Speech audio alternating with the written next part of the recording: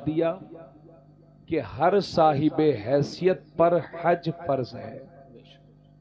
हजरात इंशाअल्लाह ताला हज के ताल्लुक से ही गुफ्तगू होगी इंशाअल्लाह ताला। हज किसको कहते हैं, क्या है हज, कब फर्ज हुआ हज? हजरात हज का लुग़वी माना होता है किसी चीज का इरादा करना, कस्द करना। और हज की इस्तिलाही तारीफ यह है कि खास वक्त में, यानी नबी ज़िलहिज्जा से लेकर के जब तक अरकान हज अदा होते हैं, खास वक्त में खास मकामात पर खास शराइत के साथ अल्लाह के घर का तवाफ करना, वहां की हाजिरी देना, ये इस्तिलाह शरा में हज कहलाता है। हजरात हज कब फर्ज हुआ, इस सिलसिले में भी उलमाए किराम के दरमियान इख्तिलाफ है। बाज़ उलमा ने फरमाया कि जब हुजूर सल्लल्लाहु अलैहि वसल्लम हज कर हिजरत करके मक्का शरीफ से मदीना शरीफ तशरीफ ले आए तो 6ठी सदी हिजरी में हज फर्ज हुआ। बाज़ उलमा ने फरमाया कि 7वीं हिजरी में हज फर्ज हुआ। बाज़ उलमा ने फरमाया कि 8वीं हिजरी में हज फर्ज हुआ। जमहूर उलमा कहते हैं कि हज 6 हिजरी में फर्ज हुआ, लेकिन अल्लामा शामी वगैरह ने लिखा है कौले राजिह यही है कि हज 9 हिजरी में फर्ज हुआ। जब 9 हिजरी में फर्ज हुआ तो हुजूर सल्लल्लाहु अलैहि वसल्लम ने हज फर्ज होने के बाद पूरी जिंदगी में, जाहिर सी बात है 9 हिजरी में हज फर्ज हुआ और 11वीं हिजरी में हुजूर बज़ाहिर दुनिया से तशरीफ ले गए, तो हज इस एतबार से अल्लाह के नबी सल्लल्लाहु अलैहि वसल्लम ने जिंदगी में एक बार हज किया। हालांकि हज फर्ज होने से पहले भी अल्लाह के नबी ने हज किया था, मगर उस वक्त तक फर्ज नहीं हुआ था। 9 हिजरी में हज फर्ज हुआ और 10वें हिजरी में वही हज किया मेरे नबी ने जिसे हज्जतुल वदा कहते हैं। तो जिंदगी का पहला और आखिरी हज ये मेरे नबी का हज्जतुल वदा है। कहिए सुभान अल्लाह, सुभान अल्लाह। और हुजूर सल्लल्लाहु अलैहि वसल्लम ने एक हज और 4 उम्रे किए। बस ठीक है, बहुत अच्छे। बस एक हज 4 उम्रे, और अल्लाह के नबी सल्लल्लाहु अलैहि वसल्लम ने सिर्फ एक उम्रा हज के साथ किया, बाकी 3 उम्रे इसी माह में, जो ज़िलक़ादा, अगला महीना ज़िलहिज्जा और ये ज़िलक़ादा, इस महीने में 3 उम्रे किए और एक उम्रा अल्लाह के नबी ने हज के साथ किया। इस लिहाज से हमारे नबी ने पूरी जिंदगी में एक हज और 4 उम्रे किए। तो हज 9 हिजरी में फर्ज हुआ, इसको आप याद रखें। अब एक हदीस शरीफ बुखारी शरीफ की समाअत करें जिसके रावी हजरत अब्दुल्ला इब्न उमर हैं। आका करीम सल्लल्लाहु अलैहि वसल्लम इरशाद फरमाते हैं, बुनियल इस्लामु अला खम्स, शहादत अल्ला इलाहा इल्लल्लाह व अन्न मुहम्मदन अब्दुहु व रसूलुहु, इकामिस सलाह व इताइज ज़काह व हज्जिल बैत व सौमी रमज़ान। अल्लाह के नबी सल्लल्लाहु अलैहि वसल्लम इरशाद फरमाते हैं कि इस्लाम की बुनियाद 5 चीजों पर है। इस्लाम की बुनियाद 5 चीजों पर है।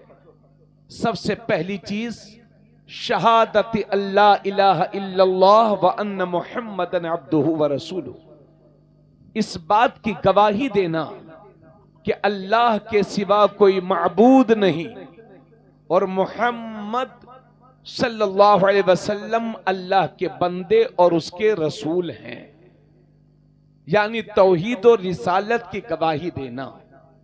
जब हम कलमा पढ़कर मुसलमान हो गए, तौहीद और रिसालत की गवाही हमने जबान और दिल से दे दी।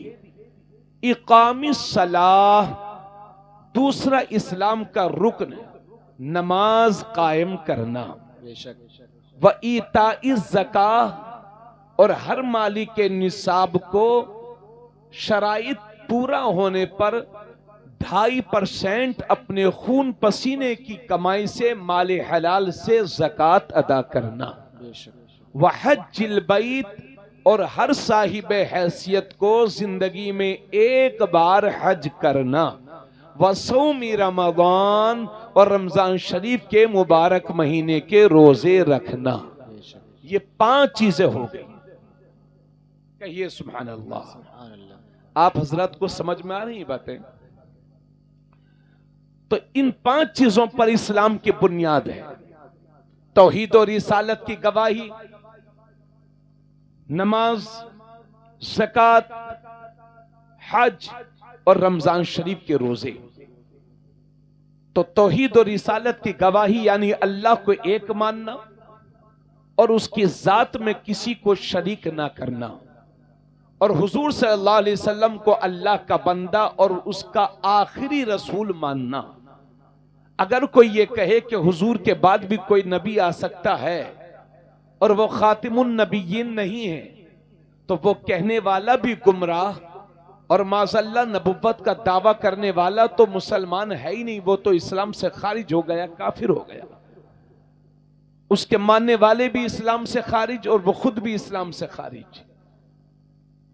तो तौहीद और रिसालत की गवाही, और जब हम कलमा पढ़कर मुसलमान हो गए तो सबसे पहला फर्ज इकामी सलाह, नमाज कायम करना, उसके बाद ज़कात अदा करना और रमजान और हज करना, काबतुल्लाह का हज करना। हज किस पर फर्ज है? हज उस खुशनसीब मुसलमान पर फर्ज है जिसे अल्लाह ने इतनी माली हैसियत दी हो कि वो अपने खर्च से मक्का शरीफ तक जा सकता हो और जितने दिन वहां रहे उतने दिन अपने पैसे से अपना खर्च कर सकता हो और वहां से वापस घर तक अपने खर्च से आ सकता हो।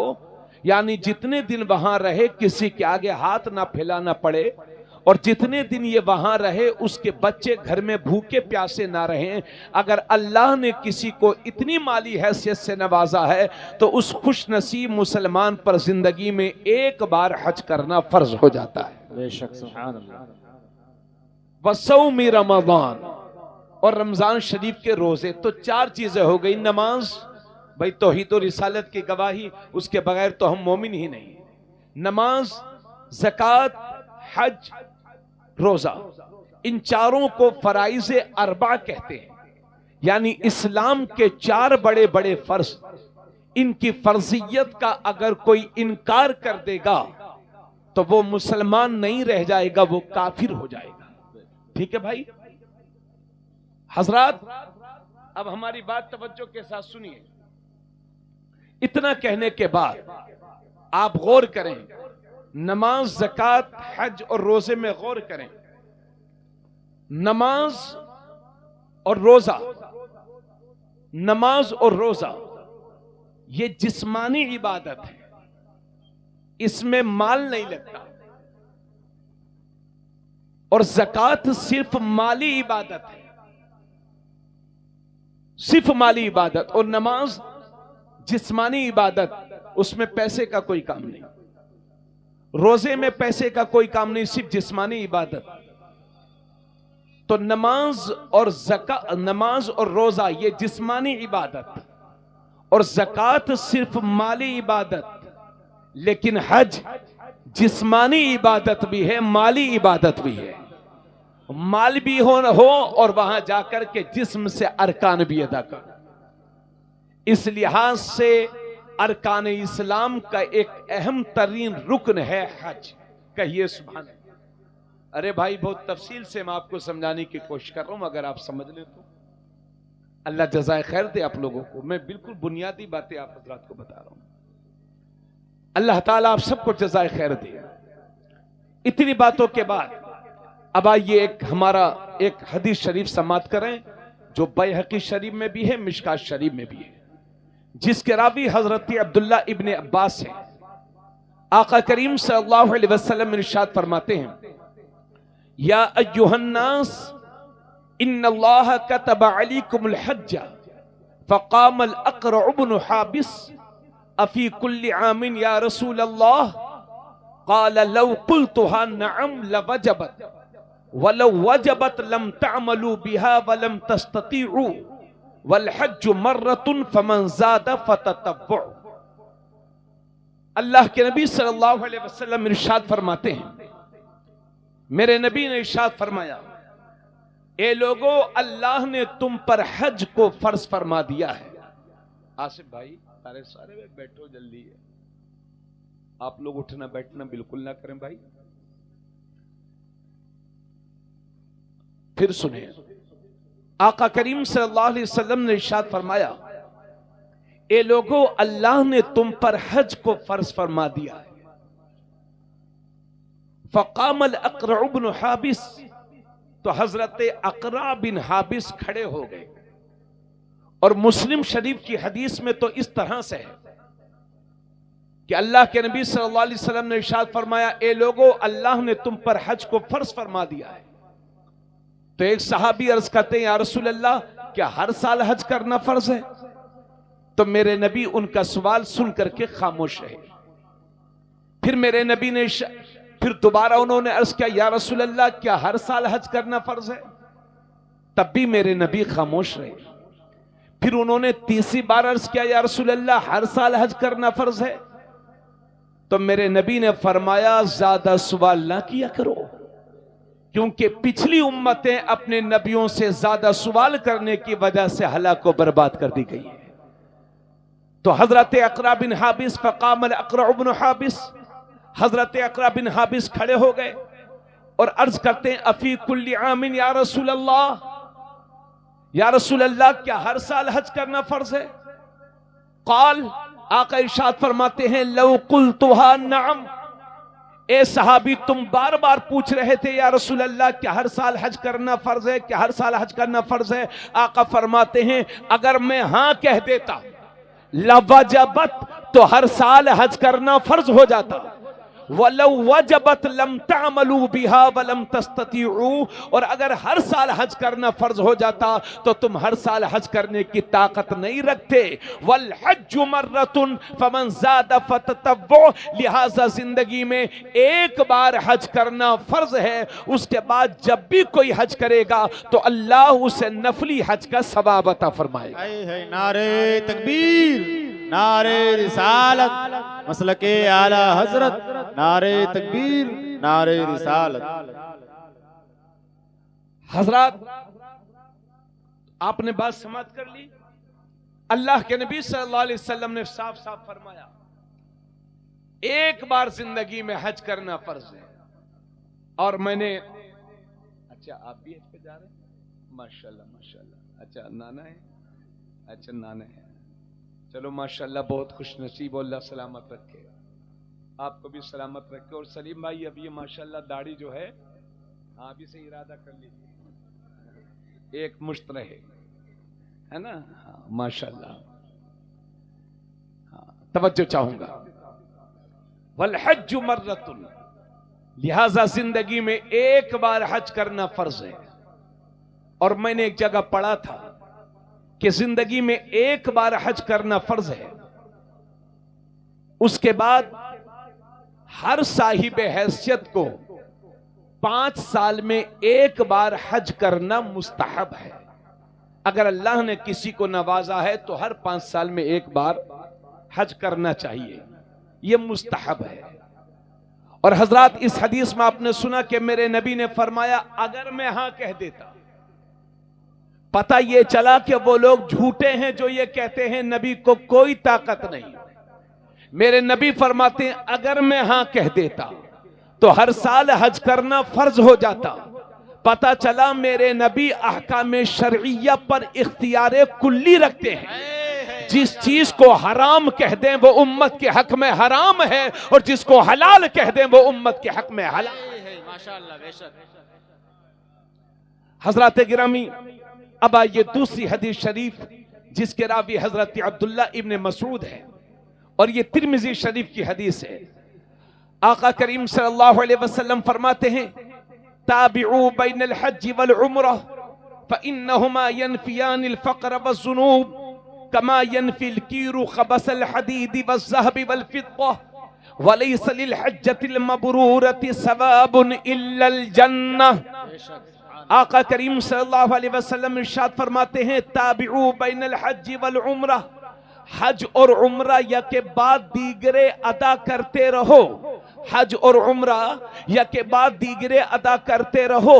फ़इन्नहुमा यनफियानिल फ़क़्र वज़्ज़ुनूब कमा यनफिल कीरू ख़बसल हदीद वज़्ज़हब वल फ़िद्दा, क्योंकि जिस तरह से फ़इन्नहुमा यनफियानिल फ़क़्र वज़्ज़ुनूब, क्योंकि ये हज करना उम्रा करना ये दोनों गरीबी और गुनाहों को इस तरह से मिटाते हैं जिस तरह से भट्टी लोहे चांदी और सोने के मैल को दूर कर देती है, इसी तरह से हज और उम्रा गरीबी को और गुनाहों को मिटा दिया करते हैं। नारे तकबीर, नारे रिसालत, मसलके आला हजरत, नारे तकबीर।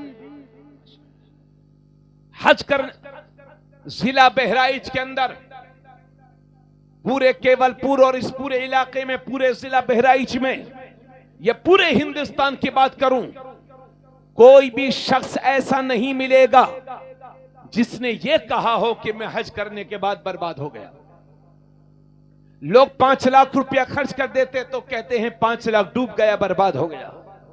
लेकिन एक हाजी भी आपको ऐसा नहीं मिलेगा कि जिसने हज के बाद गुर्बत की शिकायत की हो, क्योंकि हुजूर सल्लल्लाहु अलैहि वसल्लम फरमाते हैं, रोजा रखो शिफायाब हो जाओगे, हज करो मालदार हो जाओगे।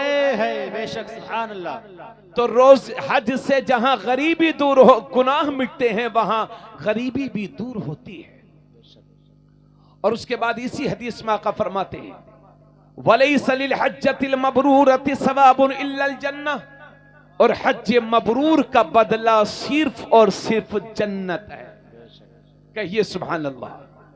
हज मबरूर का बदला सिर्फ और सिर्फ जन्नत है।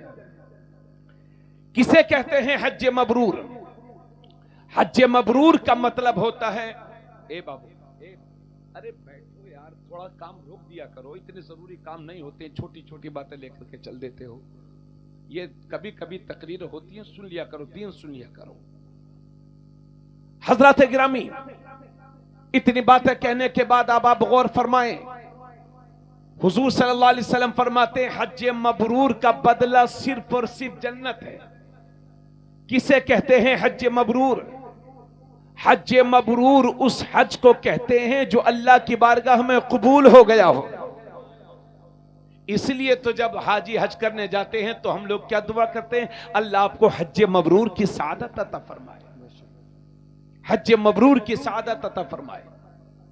और बुखारी शरीफ की एक हदीस सुनिए, आका करीम सल्लल्लाहु अलैहि वसल्लम फरमाते हैं, इस हदीस के रावी हजरत अबू हुरैरा हैं। नबी फरमाते हैं, मन हज्ज लिल्लाहि फलम यरफुस वलम यफसुक रजअ कयौमिन वलदतहु उम्मुहु।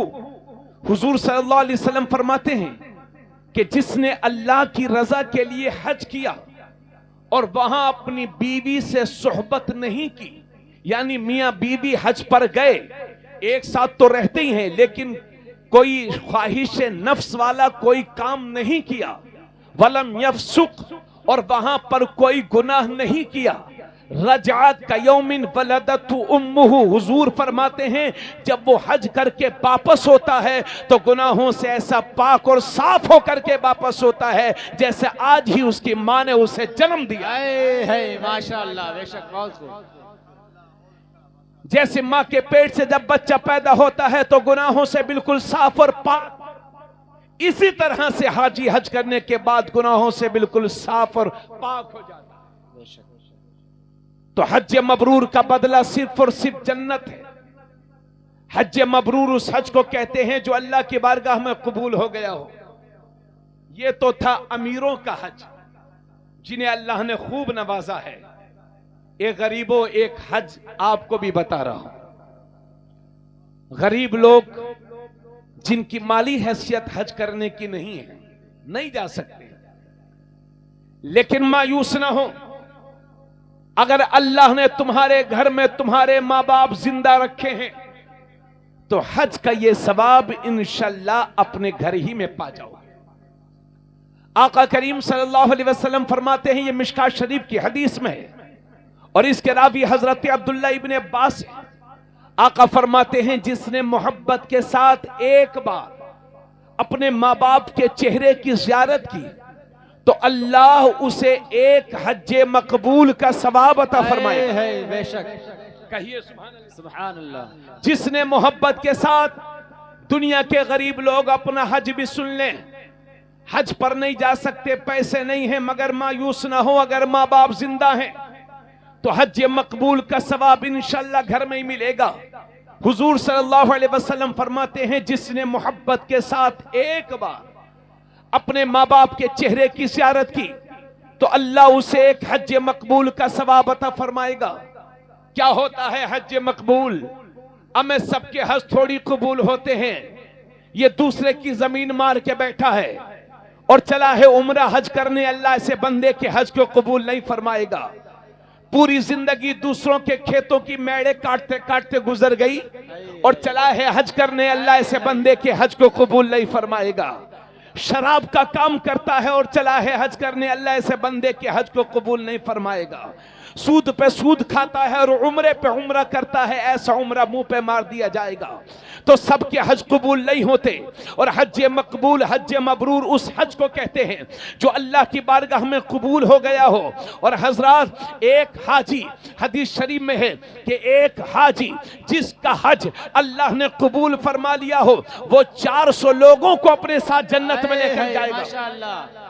एक हाजी जिसका हज अल्लाह ने कबूल फरमा लिया हो वो 400 लोगों को अपने साथ जन्नत में लेके जाएगा। लेकिन ये मेरे भाइयों, सबके हज कबूल होते ही कब हैं? हमारे बुजुर्गों ने पहचान बताई है। हमारे बुजुर्गों ने बताया कि हज कबूल होने की पहचान ये है। हम लोग इंडिया में देखते हैं कि कुछ लोग हाजी होते हैं और माफ करना कुछ लोग पाजी होते हैं, जैसे हज करने से पहले थे, आने के बाद और बिगड़ गए। आजकल हाजी भी मिलते हैं और अच्छी खासी तादाद में पाजी भी मिल जाते हैं। अल्लाह ताला पाजियों से बचाए और हाजियों से मुलाकात कराए। तो हजरात, सबके हज कबूल नहीं होते। ए केवलपुर वालों, अतराफ वालों, ए आशिकाने रसूल, आप कैसे जानेंगे कि किसका हज कबूल हुआ है, किसका हज कबूल नहीं हुआ है? तो हमारे उलमा ने पहचान बता दी है कि हज कबूल होने की पहचान यह है कि बंदा जैसा हज करने गया और जब पलट के वापस आया और पहले से भी ज्यादा नेक हो गया है तो समझ लो कि हज कबूल हो गया।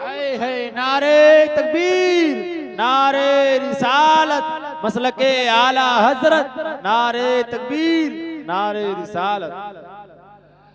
हजरत गिरामी, पहले से ज्यादा नेक हो गया है तो समझ लो कि हज कबूल हो गया।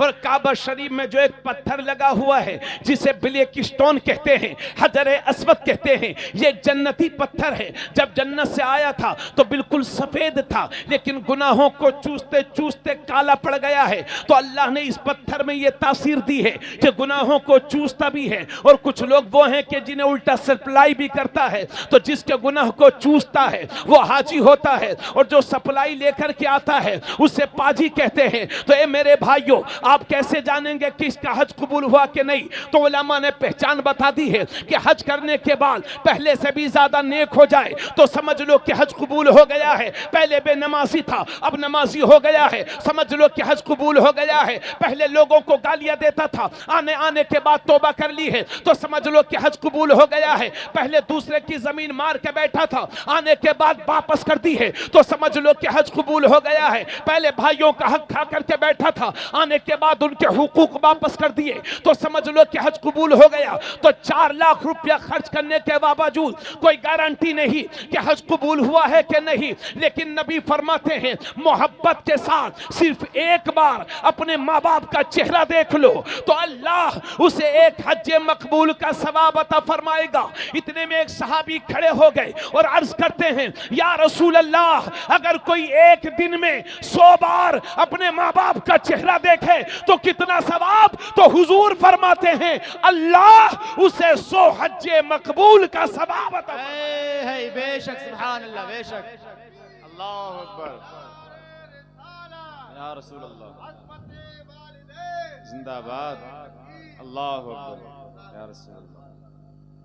अल्लाह ने माँ बाप के चेहरे की जियारत में इतना सवाब रखा है। अब आप समझ सकते हैं, ये गरीबों का हज है और अमीरों का भी हज है, लेकिन जिस पर अल्लाह ने हज फर्ज फरमा दिया उसे चाहिए कि वो हज करे, बहुत जरूरी है। अभी इंशाल्लाह इस सिलसिले में अर्ज करूंगा। आला हजरत फरमाते हैं कि हज कबूल होने की 3 पहचान है। पहली पहचान ये कि हज करने के बाद हाजी के दिल में खौफे इलाही आ जाए। दूसरी पहचान यह है कि हज करने के बाद नेकियों से मोहब्बत होने लगे। और तीसरी पहचान यह है कि हज करने के बाद बुराइयों से नफरत होने लगे।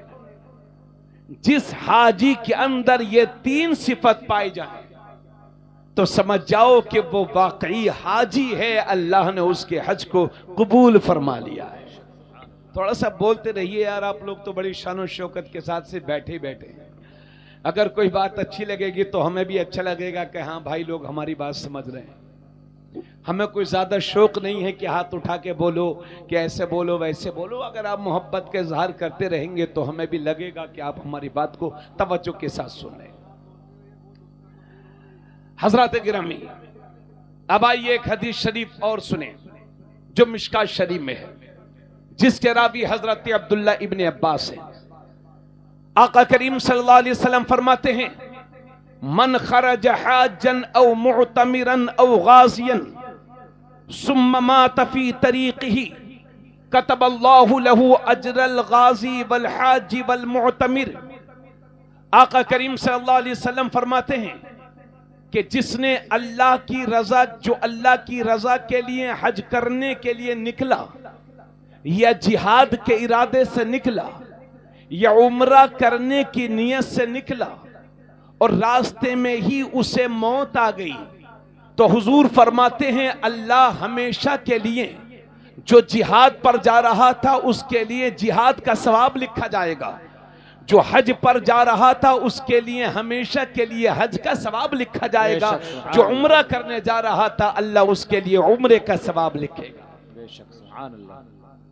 और माशाल्लाह आजकल हम बहुत सारे लोगों को देख रहे हैं कि उम्रा बहुत कर रहे हैं, हज नहीं करते। पहले एक हदीस सुनिए, उसके बाद इंशाल्लाह। यह भी तिरमिजी शरीफ में है, जिसके रावी हजरत अलीउल मुर्तजा हैं। आका करीम सल्लल्लाहु अलैहि वसल्लम फरमाते हैं, मम मलक ज़ादन औ राहिला तुबल्लिगुहु इला बैतिल्लाह वलम यहुज्ज फला अलैहि अन यमूत यहूदिय्यन औ नसरानिय्या वज़ालिका इन्नल्लाह तआला यक़ूल वलिल्लाहि अलन नासि हिज्जुल बैति मन इस्तताअ इलैहि सबीला। हजरत अली रज़ियल्लाहु तआला अन्हु से यह हदीस रिवायत है। आका फरमाते हैं कि जो ज़ादे राह का मालिक हो गया, मम मलका ज़ादन, जो मक्का शरीफ तक जाने तक ज़ादे राह का मालिक हो गया और मक्का शरीफ तक पहुंचा देने वाली सवारी के खर्च का मालिक हो गया, फिर भी उसने हज नहीं किया, तो हुजूर फरमाते हैं कि उसके यहूदी या नसरानी होकर मरने में कोई फर्क नहीं। खतरा इस बात का है कि आखिरी वक्त में कलमा शरीफ भी नसीब ना हो, यहूदी होकर के मरे कि ईसाई होकर के। ये उन लोगों के लिए है जिन्हें अल्लाह ने साहिब हैसियत बनाया और उसके बावजूद वो हज नहीं करते। अगर मैं आप लोगों से पूछूं कि कितने हाजी हैं आप लोगों में, तो जरा एक बार हाथ उठा देंगे हाजी लोग? कोई नहीं है हाजी लोग। जो हाजी लोग हैं जरा एक बार थोड़ा सा उनके चेहरे की ज़ियारत कर लें। अरे हाजी जी, हाँ माशाल्लाह, अल्लाह सलामत रखे, आप भी उठा दीजिए माशाल्लाह। 3 हो गए है ना माशाल्लाह। तो हाजी 3 हैं। और अगर पूछूं कि केवलपुर में लखपति कितने हैं? तो शर्म की वजह से बताएंगे नहीं, बल्कि दिल दिल में मुस्कुराएंगे बहुत सारे। मेरी समझ में यह नहीं आता कि लोगों के पास इस जमाने में पैसे भी बहुत हैं, फिर भी हज क्यों नहीं करते। हज को लोगों ने मजाक समझ रखा है, क्यों नहीं करते हज। मैं खुद अपनी बात करूं कि अल्लाह ने मुझ पर भी हज फर्ज फरमाया है। मैं इंशाअल्लाह ताला 1-2 साल के 28 वाला हज इंशाअल्लाह या 27 वाला इंशाअल्लाह करूंगा, इरादा है। आप भी इरादा फरमाएं। हमारे हिंदुस्तान से तो आदमी जब हज को जाता है, जब रिटायर हो जाता, किसी काम का नहीं रह जाता, हाथ पैर जब हिलते रहते हैं, तब हज को जाते हैं। बाकी मुल्कों के नौजवान लड़के हज करने आते हैं, और अपने मुल्क में जब आदमी किसी काम का नहीं रह जाता, 45-50 डिग्री वहां गर्मी हो रही है, और ऐसे ऐसे बूढ़े ज़ईफों को भेज दिया जाता है जो वहां सही से अरकान भी नहीं अदा कर सकते, और फिर पूरे गांव में शोर करेंगे, बस्ती में कस्बे में शोर करेंगे, मैंने अपने बाप को हज पे भेजा। जब बाप किसी काम के नहीं रहे तब हज को भेजा। तो मैं कभी कभी सोचता हूं कि अल्लाह, इतना पैसा है लोगों पर, करोड़ों करोड़ के मकान बनाए हुए हैं, करोड़ों करोड़ की जमीन जायदाद हैं, फिर भी लोग हज को क्यों नहीं जाते। तो मेरा ज़मीर मुझे जवाब देता है, या तो पैसा ही इस लायक नहीं है कि उस पैसे से हज को जा सकें, या फिर दिल इतना काला हो चुका है कि नेकियों का शौक ही पैदा नहीं होता। एक जमाना वो था कि लोग पानी के जहाज से हज करने जाते थे, कई महीनों के बाद वापस आते थे, गुर्बत में भी वो कई हज करते थे।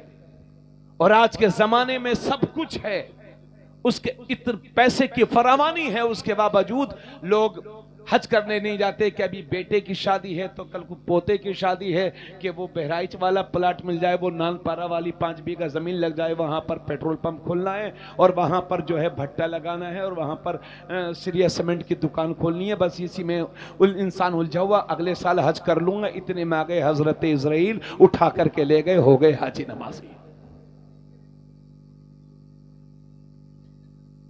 बोलो,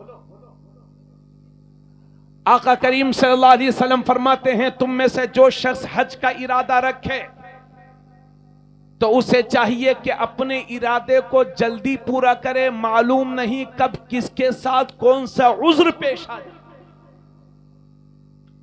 भाई, कभी आदमी के पास पैसा होता है और कभी नहीं होता, कभी आदमी की सेहत जवाब दे जाती है, कभी ऐसे हालात होते हैं कि जमीन जायदाद, आदमी बीमार हो जाता है, सब बिक जाता है। अल्लाह ना करे किसी के साथ ऐसे हालात पेश आए, मगर जो होता है वो तो होना ही है। अल्लाह रहम फरमाए, करम फरमाए। इसलिए जो हजरात हज का इरादा करते हैं वो अपने इरादों को मजीद पुख्ता करें और हज करने में जल्दी करें। कोरोना काल में आपने देखा नहीं कि हज करने से रोका गया, उसके बाद फिर पाबंदी लगा दी गई कि इतनी उम्र वाले हज कर पाएंगे, इतनी उम्र वाले नहीं कर पाएंगे।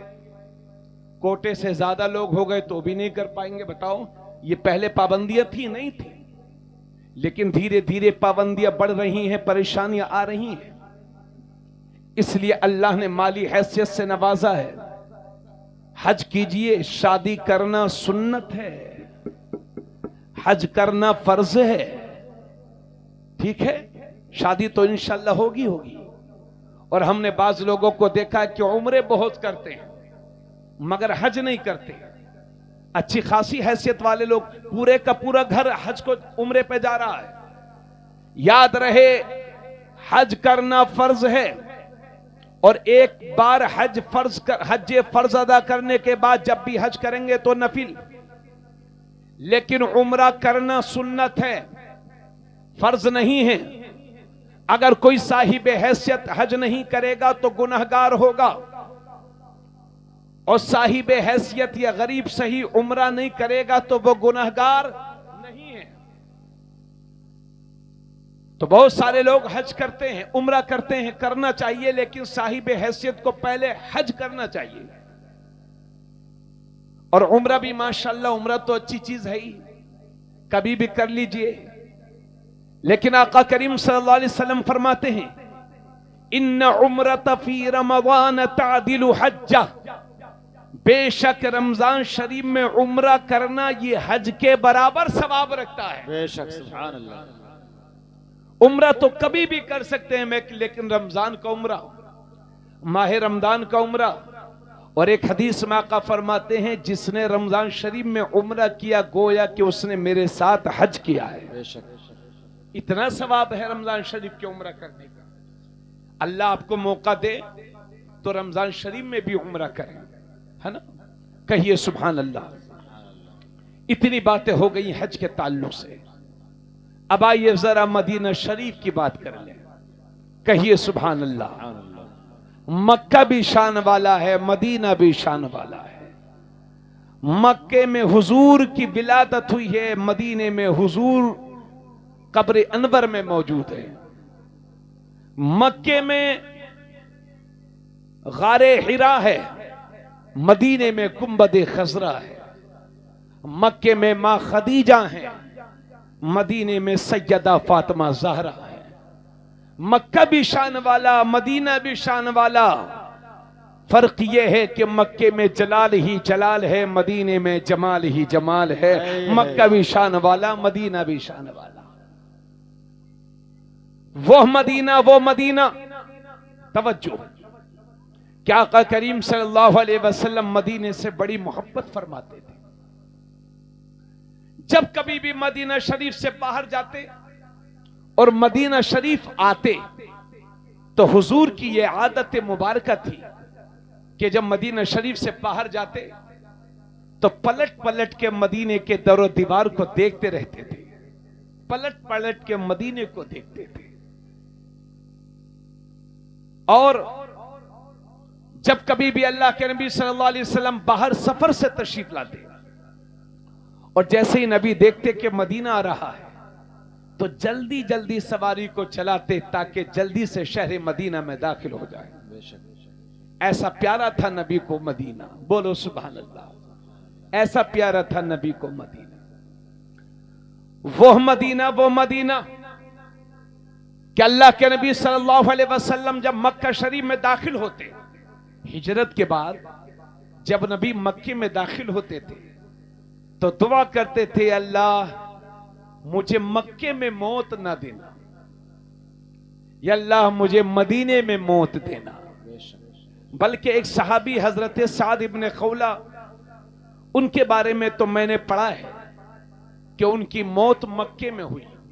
उनकी मौत मक्के में हुई। अल्लाह के नबी सल्लल्लाहु अलैहि वसल्लम को मालूम हुआ कि साद की मौत मक्के में हुई तो अल्लाह के नबी ने इजहार अफसोस फरमाया। माज़अल्लाह इससे मक्के से नफरत का इजहार नहीं है, बल्कि मदीने में मौत की तमन्ना है। कहिए सुभान अल्लाह। तो वो मदीना सुभान अल्लाह, वो मदीना के ग़ज़वा तबूक के मौके पर, ग़ज़वा तबूक के मौके पर जब अल्लाह के नबी वापस तशरीफ ला रहे थे और मुजाहिदीन इस्लाम का मुबारक काफिला जब मदीना शरीफ की तरफ आ रहा था तो इधर से अहले मदीना को पता चला कि मुजाहिदीन आ रहे हैं, तो वो मदीने मुजाहिदीन का इस्तकबाल करने के लिए मदीने से बाहर निकले।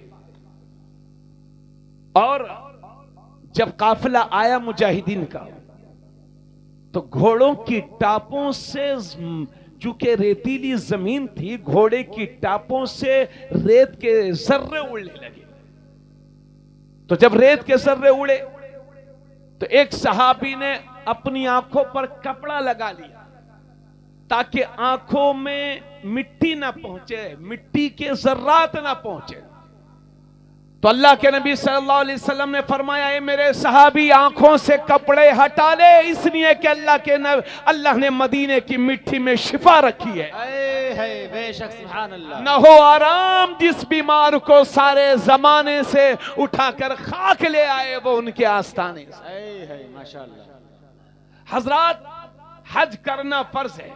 हज करना, अरे आप लोग इतने सुस्त हो गए, क्या बात भाई, क्या बात, क्या मामला है?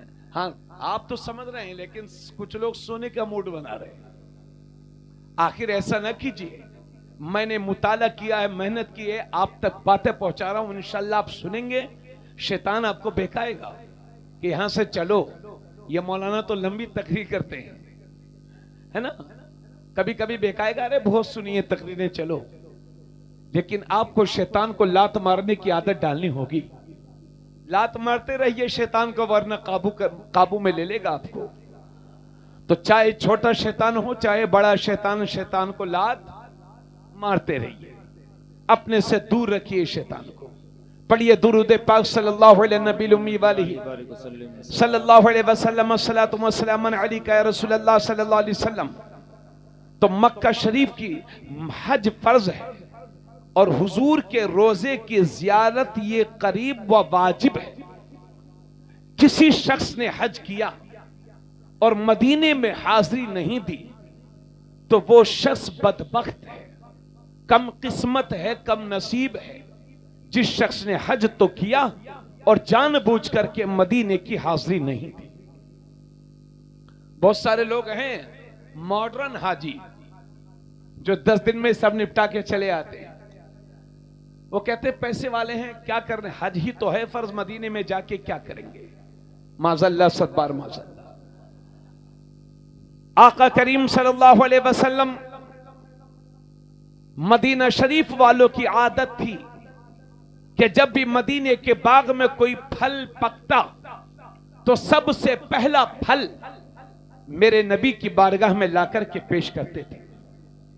और मेरे नबी मदीने के फल को उठा करके दुआ करते थे, अल्लाह इब्राहिम ने मक्के को हरम बनाया, अल्लाह हजरत इब्राहिम ने मक्के को हरम बनाया और मैं मदीने को हरम बनाता हूं। अल्लाह जितनी बरकतें तूने मक्के में अता फरमाई हैं वैसे ही बरकतें मेरे मदीने में अता फरमा। अल्लाह मदीने की खेती बाड़ी में बरकतें अता फरमा, अल्लाह यहाँ के फलों में बरकतें अता फरमा। उसके बाद मेरे नबी किसी बच्चे को बुलाते और वो फल उसको अता फरमा दिया करते थे। तो मेरे नबी ने बार बार दुआ की है, अल्लाह मक्के जैसी बरकतें मदीने में भी अता फरमा। बल्कि बुखारी शरीफ की हदीस में है, आका करीम सल्लल्लाहु अलैहि वसल्लम ने इरशाद फरमाया, अल्लाह जो बरकतें तूने मक्के में रखी हैं उससे डबल बरकतें मेरे मदीने में अता फरमा। कहिए सुभान अल्लाह। मक्के से डबल बरकतों की दुआ मेरे नबी ने मदीने के लिए की है। सुभान अल्लाह। इसी वजह से इमाम इश्क व मोहब्बत, बोलिए, आला हजरत, सुन्नियत की पहचान, हम सब की शान, इमाम अहमद रजा खान गुलामाना अंदाज में अर्ज करते हैं, हाजियो आओ, हाजियो आओ, शहनशाह का रोजा देखो, काबा तो देख चुके अब काबे का। हाजियो आओ, हाजियो आओ, शहनशाह का रोजा देखो, काबा तो देख चुके अब काबे का काबा देखो। तो ये है हमारा बरेली का इमाम जो मेरे नबी के रोजे को काबे का काबा कह रहा है। और फरमाते हैं आला हजरत, गौर से सुन तो रजा, गौर से सुन तो रजा, काबे से आती है सदा, मेरी आंखों से मेरे प्यारे का रोजा देखो। हाजी साहब आप देखना, वहां पर आप भी देखना, आपने देखा होगा कि काबा शरीफ पर एक परनाला लगा हुआ है जिसे मिजाबे रहमत कहते हैं। जब बारिश होती है पानी उससे नीचे उतरता है और किस्मत वाले उसी में नहा लिया करते हैं, उसे मिजाबे रहमत कहते हैं। इन हाजियों से पूछना, हाजी साहब बताएंगे कि मिजाबे रहमत का रुख मदीना शरीफ की तरफ है। सुभान अल्लाह, सुभान अल्लाह। और एक केवलपुर वालों, आपने मक्का शरीफ नहीं देखा, इंशाल्लाह देखेंगे, मगर मुंबई की मार्केट आपने देखी होगी, लखनऊ की मार्केट आपने देखी होगी। आपने देखा होगा कि जब कोई अहम दुकान, बड़ी दुकान गली के अंदर होती है तो बाहर एक बोर्ड लगा दिया जाता है, एक तख्ती लगा दी जाती है कि अच्छी मिठाई चाहिए तो इधर चले आइए, अच्छा कपड़ा सामान चाहिए तो इधर चले आइए, अच्छा सामान चाहिए तो इधर चले आइए। आला हजरत फरमाते हैं कि काबा शरीफ पर जो परनाला लगा हुआ है और वो झुका हुआ है गुंबद खजरा की तरफ, वो इशारा कर रहा है कि दुनिया भर से आने वाले हाजियों, तुमने हज तो कर लिया मक्के में,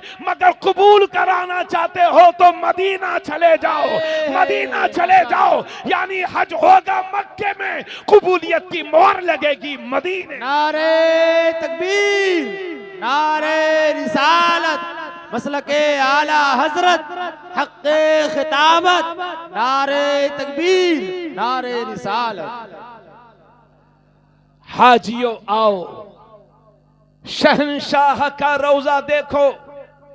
काबा तो देख चुके, अब काबे का काबा देखो। गौर से सुन तो रजा, काबे से आती है सदा, मेरी आंखों से मेरे प्यारे का रोजा देखो। मेरी आंखों से जिंदगी की सारी कमाई वसूल हो जाती है जब गुंबद खजरा पर पहली नजर पड़ती है। माशाअल्लाह। हाजी साहब, आपको एक मौजज़ा बता दूं हुजूर का। हुजूर का कद दरमियाना था, न लंबा न बोना, दरमियाना कद था। मगर जहां भी हुजूर खड़े होते, उस महफिल में अगर हुजूर से लंबे लोग भी मौजूद होते, मगर उनमें सबसे ऊंचे हुजूर ही नजर आते। वरफाना लका जिक्रक, महबूब हमने तेरे जिक्र को बुलंद फरमा दिया है। तो दरमियाना कद होने के बावजूद हुजूर सबसे ऊंचे नजर आते।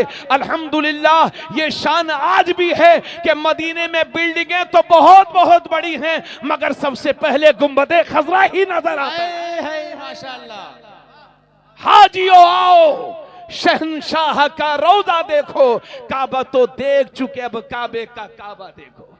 आला हजरत फरमाते हैं, होते कहां खलीलो बिना, काबाओ मिना, लोलाक वाली साहिबी सब तेरे घर के। अगर हुजूर न होते तो न काबा होता, न मैदान अरफात होता, न मकाम इब्राहिम होता। ये सब सदका है मदीने वाले मुस्तफा। तो वो कोई और होगा जो सिर्फ मक्के तक जाने पर इक्तिफा करे।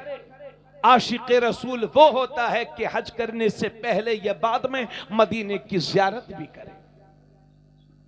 और हजरत हमारे बुजुर्गों ने लिखा है कि जमीन का वो हिस्सा जो मेरे नबी के जिस्म पाक से टच है, मिला हुआ है।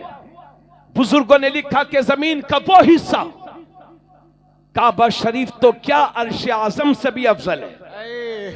इसीलिए आला हजरत कहते हैं कि अर्शे हक है मसनद रिफअत रसूलुल्लाह की, देखनी है हश्र में इज्जत रसूलुल्लाह की। और जो नहीं मानता उसके लिए फरमाते हैं, तुझसे और जन्नत से क्या मतलब, वहां भी दूर हो, हम रसूलुल्लाह के, जन्नत रसूलुल्लाह। माशाअल्लाह, माशाअल्लाह, बहुत खूब। ये है मेरे नबी का मदीना। सुभान अल्लाह, सुभान अल्लाह।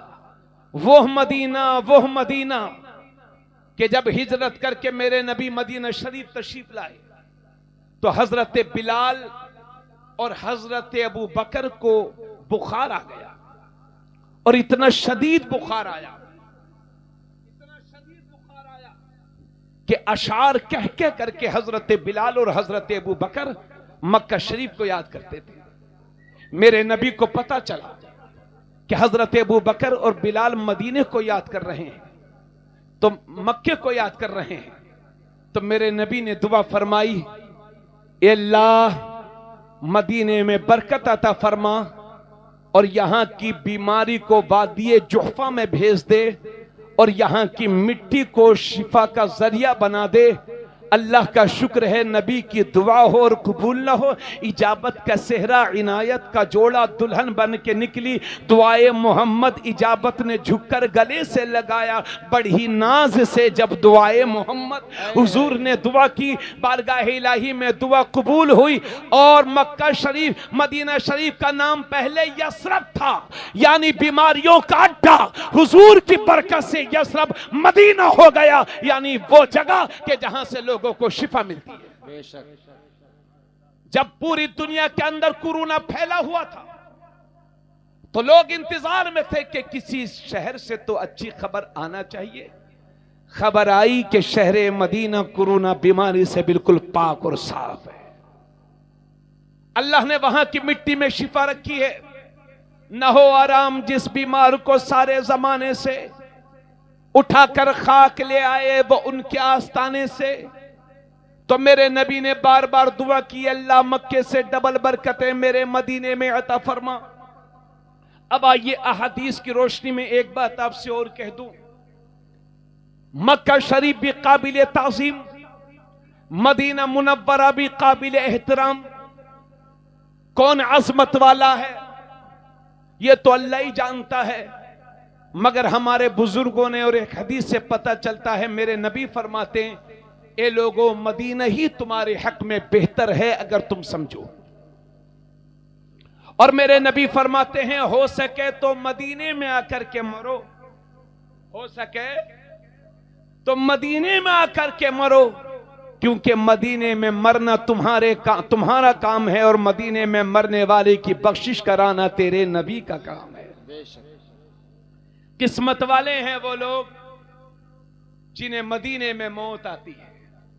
अगर कोई आपका कराबतदार, कोई करीबी अगर मदीने में इंतकाल कर जाए तो खुशनसीब है वो मुसलमान, जज़ाकुल्लाह, जो मदीना शरीफ में इंतकाल करे, है ना। हाँ, मदीना शरीफ की मौत अल्लाह नसीब वालों को ही अता फरमाता है। सुभान अल्लाह। तो पहले नाम मदीने का यसरब था, लेकिन अब यसरब कहना ही नाजायज और हराम है। हमारे बुजुर्गों ने लिखा है, अगर किसी ने धोखे से एक बार यसरब भी कह दिया तो बदले में कई बार मदीना मदीना कहे ताकि उसका कफ्फारा अदा हो जाए। अब मदीना शरीफ और मक्का शरीफ किस बात सुनिए। हदीस शरीफ में है कि मक्का शरीफ में अगर कोई एक नेकी करेगा तो 1,00,000 नेकियों का सवाब, और मदीना शरीफ में कोई एक नेकी करेगा तो 50,000 नेकियों का सवाब मिलेगा। मगर यह भी याद रखो कि मक्के में कोई एक गुनाह करेगा तो 1,00,000 लिखे जाएंगे, और मदीने में कोई एक गुनाह करेगा तो सिर्फ एक ही लिखा जाएगा, और उसको भी बख्शवाने के लिए मेरे नबी की जात वही मौजूद है। मक्का शरीफ में कोई एक नेकी करेगा तो 1,00,000 नेकियों का सवाब, और जो मदीना शरीफ में एक नेकी करेगा तो 1,50,000 नेकियों का सवाब। मगर मक्के में कोई एक गुनाह भी करेगा तो 1,00,000 गुनाह उसके नामाए अमाल में लिखे जाएंगे। इसलिए सहाबा मक्के की जिंदगी से डरते थे और मदीने की जिंदगी को पसंद करते थे। हजरत उमर पूरी जिंदगी ये दुआ करते रहे, अल्लाह मुझे जब भी मौत देना तो अपने नबी के शहर मदीने में मौत देना, और मुझे शहादत की मौत देना। शहादत की मौत मांगने के लिए भी कलेजा चाहिए। अब तो हर आदमी यही मांगता है, अल्लाह बैठे बैठे बिस्तर पर इज्जत के साथ आ जाए। शहादत की मौत तो किस्मत वालों को मिलती है। तो हजरत उमर पूरी ये दिन जिंदगी ये दुआ करते रहे, अल्लाह जब भी मौत देना तो शहादत की मौत देना और अपने नबी के शहर मदीने में मौत देना। सहाबा सोचते थे कि हजरत उमर शहादत भी मांगते हैं और नबी का मदीना भी मांगते हैं, जबकि मदीने में तो लड़ाई ही हराम है। मगर उस वक्त हजरत उमर की दुआ मकबूल मालूम हुई जब मिंबरे रसूल मुसल्ला रसूल पर हजरत उमर जा रहे हैं और एक शख्स ने हजरत उमर पर हमला किया और आप शहीद हो गए। इस तरह से नबी का शहर भी मिला और शहादत की मौत भी मिली। हजरत इमाम मालिक एक हज फर्ज अदा करने के लिए मक्का शरीफ गए थे, बाकी पूरी जिंदगी हजरत इमाम मालिक ने मदीना शरीफ में गुजारी है।